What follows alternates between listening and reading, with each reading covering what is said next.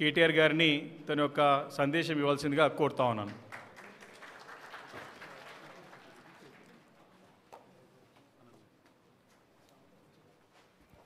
పెద్దలు, గౌరవనీయులు, రాష్ట్ర ఇరిగేషన్ శాఖలో గతంలో ఏ మంత్రివర్యులు పనిచేయనంత ఉధృతంగా, అంత గొప్పగా ఒక ఉద్యమ బిడ్డగా, ఉద్యమకారుడిగా కేసీఆర్ గారి నాయకత్వంలో తెలంగాణకు గతంలో సాగునీటి రంగంలో జరిగిన అన్యాయం గురించి సంపూర్ణమైన అవగాహన ఉన్న నాయకులుగా, ఇరిగేషన్ మంత్రిగా అత్యద్భుతంగా పనిచేసి అటు మిషన్ కాకతీయ కానీ, ఇటు సాగునీటి ప్రాజెక్టులు కానీ శరవేగంగా పూర్తి చేసి ఇవాళ తెలంగాణలో కొత్తగా 1 కోటి ఎకరాల మాగాణం కేసీఆర్ గారి ప్రభుత్వంలో సృష్టించబడ్డది అంటే దానికి ప్రధాన కారకులు పెద్దలు మాజీ మంత్రివర్యులు హరీష్ రావు గారు.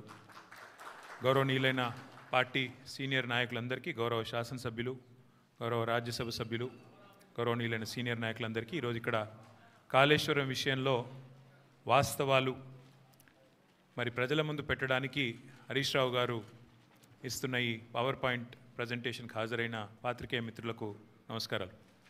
ఈరోజు నాకు ఈ ప్రజెంటేషను ఈ యొక్క స్లైడ్ చూస్తూ ఉంటే ఆనాడు పెద్దలు సిడబ్ల్యూసి మాజీ సభ్యులు కేసీఆర్ గారికి సాగునీటి విషయంలో ఎన్నో సందర్భాలలో తెలంగాణ ప్రజలకు చాలా విషయాల్లో మనకు దిశానిర్దేశం చేసిన ఆర్ విద్యాసాగర్ గారు గుర్తొస్తూ ఉన్నారు.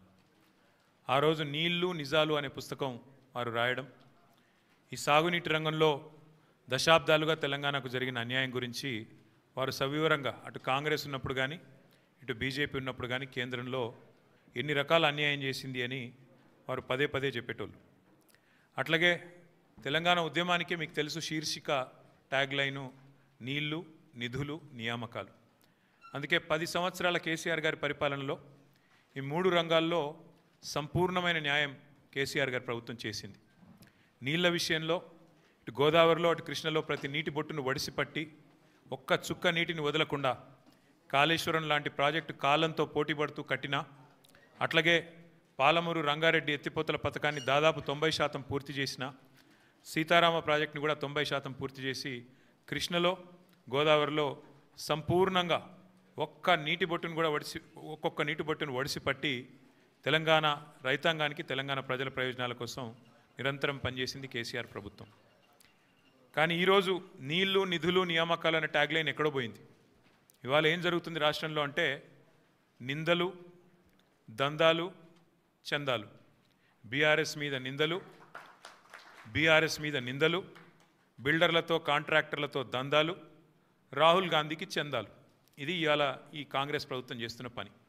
సిగ్గు లేకుండా ఇవాళ నిస్సిగ్గుగా రాష్ట్ర ముఖ్యమంత్రి కానీ, అదేవిధంగా భారతీయ జనతా పార్టీ కానీ నీళ్ల విషయంలో చేస్తున్న దుష్ప్రచారాన్ని తిప్పికొట్టడానికే ఈరోజు హరీష్ రావు గారు మీ అందరికీ వివరంగా సమాచారం ఇస్తారు.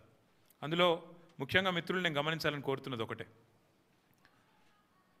మార్బీ అనే ఒక గుజరాత్లో ఒక ప్రాంతంలో ఒక పెద్ద బ్రిడ్జ్ కూలిపోయి 140 మంది చచ్చిపోయినా ఏ ఎన్డీఎస్ఏ బోదు, ఎవడు బోడు, ఏ ఏజెన్సీ బోదు, 140 మంది చావులకు ఫలానావాడు బాధ్యుడు అని ఒక బాధ్యతాయుతమైన ఏ ఏజెన్సీ మాట్లాడదు, కేంద్ర ప్రభుత్వం మాట్లాడదు, గుజరాత్ ప్రభుత్వం మాట్లాడదు. బీహార్లో 4 రోజులకు ఒకసారి ఒక్కొక్క బ్రిడ్జ్ కూలుతున్నా అడిగే నాతుడు లేడు. అదే తెలంగాణలో ఇక్కడ కాంగ్రెస్ ప్రభుత్వం ఉన్నప్పటికీ సుంకిశాల రిటైనింగ్ వాల్ కూలిపోయి 100 కోట్లు నష్టమైన ఎన్డీఎస్ఏ రాదు, ఎవడు రాడు. అట్లాగే ఎస్ఎల్బీసీ టన్నల్ వీళ్ళ అవినీతి కమిషన్ల కక్కుర్తితో అది నిజంగా మళ్ళీ తిరిగి రివైవ్ చేసే పరిస్థితి ఉందా లేదా అని కూడా సోయి లేకుండా, కనీసం ఆలోచన లేకుండా, ఇంగిత జ్ఞానం లేకుండా పూర్తి స్థాయిలో కుప్పగూలిపోయి 8 మంది చచ్చిపోయి దగ్గర 100 రోజులు దాటిపోయినా ఇప్పటి వరకు ఉత్తమ కుమార్ రెడ్డి మాట్లాడాడు, రేవంత్ రెడ్డి మాట్లాడాడు, కేంద్ర ప్రభుత్వంలో ఉన్న ఒక్క మంత్రి మాట్లాడాడు, ఎవరు బాధ్యత తీసుకున్న మనిషి లేడు.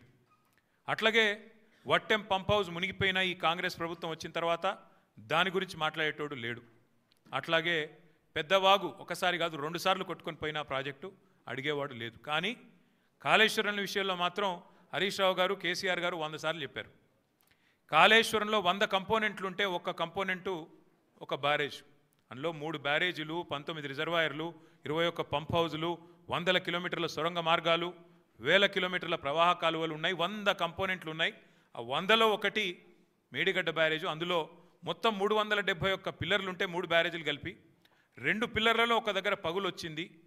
దాన్ని పట్టుకొని దున్నపోతు ఈనింది అని కాంగ్రెస్ వాడంటే దుడ్డెను కట్టేయమని బీజేపీ వాడు 2 రోజుల్లో ఎన్డీఎస్ఏ రిపోర్ట్ అని వడ్డించి ఎన్డీఏ రిపోర్ట్ బీజేపీ ఆఫీస్లో తయారు చేసి ప్రజల్ని భ్రమింపజేసే ప్రయత్నం చేసినారు. దానికి తిరుగులేని విధంగా ఎల్ఎన్టీ అనే సంస్థ ఏ సంస్థనైతే పార్లమెంట్ భవనం కట్టిందో, ఏ సంస్థనైతే కాంగ్రెస్ పార్టీ కేంద్ర కార్యాలయం కట్టిందో, ఆ సంస్థ మొన్ననే స్పష్టంగా చెప్పింది, ఈ నివేదికను మేము తిరస్కరిస్తున్నాం, ఎన్డీఎస్ఏ రిపోర్టు ఇది చెత్తబుట్టలో పడేయడానికి తప్ప ఎందుకు పనికిరాని రిపోర్ట్ అని చెప్పినారు. అట్లాగే ఆ సంస్థనే, ఏ సంస్థనైతే నేను అడుగుతున్నా రేవంత్ రెడ్డిని, ఏ సంస్థనైతే మేడిగడ్డ బ్యారేజ్ కట్టిందో ఆ సంస్థ నిజంగానే పనికిరాందైతే మరి కాంగ్రెస్ పార్టీ కార్యాలయం కూడా ఆ సంస్థతో ఎందుకు కట్టించినామని నేను అడుగుతా ఉన్నా. కాంగ్రెస్ పార్టీ కార్యాలయం కూడా తెలంగాణకి వెళ్ళిపోయిన మూటలతోనే కట్టిరు, మీరు అందరికి తెలుసు అది.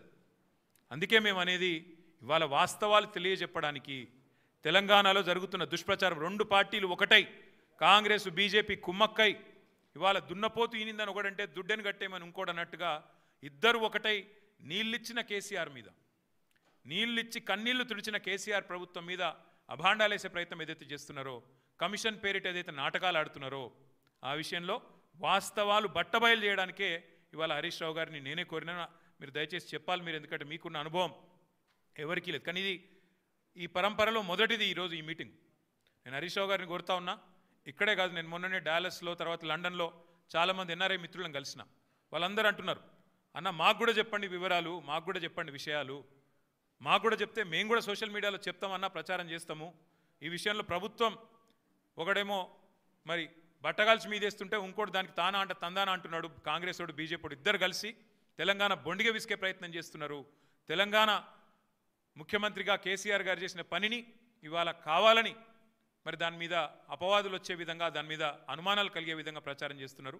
వాస్తవాలు చెప్పండి, మాకు కూడా జూమ్ మీటింగ్లు పెట్టండి అని వారు కోరితే హరీష్ రావు గారిని కోరినాను. అటు ఎన్ఆర్ఐ మిత్రులు కానీ ఇక్కడ ఉండే ఇంకా ఎవరైనా మిత్రులు కూడా మేము కూడా తెలుసుకోవాలనుకుంటున్నామంటే వారికి కూడా ఇంకా కావాలంటే జిల్లాల దాకా కూడా పోతాం. ప్రతి చోట కూడా ఖచ్చితంగా ఈ విషయంలో నిజాలు చెప్తూనే పోతాం. చివరిగా 2 మాటలు నేను చెప్పేది. ఒకటి, మేము ఇది మొదటి ప్రయత్నం కాదు, మేము ఆల్రెడీ ఒక పెద్ద బృందం అందరం కలిసి మేడిగడ్డ పోయినాం. అది పోయి కూడా దాదాపు మీ అందరూ వచ్చినారు, మీడియా మిత్రులు కూడా వచ్చారు. మా ఎంబడా రోజు 9 నెలలు అయినట్టుంది.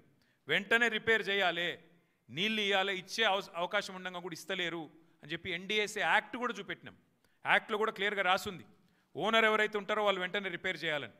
కానీ అది కూడా ఇప్పటివరకు ప్రభుత్వం పట్టించుకోవట్లేదు, రైతుల పొలాలు ఎండబెడుతున్నది. ఆ విషయంలో కూడా ప్రభుత్వం తన వైఖరి చెప్పాలి. రెండవది, హరీష్ రావు గారు మొన్ననే ప్రెస్ మీట్ పెట్టి వివరంగా చెప్పారు, గోదావరి జలాల విషయంలో ఆంధ్రప్రదేశ్ రాష్ట్రం ఇవాళ అనుమతులు లేకుండా కడుతున్న ప్రాజెక్టు మీద ముఖ్యమంత్రి మాట్లాడాడు, బీజేపీ కేంద్ర మంత్రులు మాట్లాడరు. ఒక్కడంటే ఒక్కడు కాంగ్రెస్ వాడు కానీ బీజేపీ వాడు కానీ నోరు విప్పడు, నోరు తెరవడు, కనీసం మాట్లాడరు.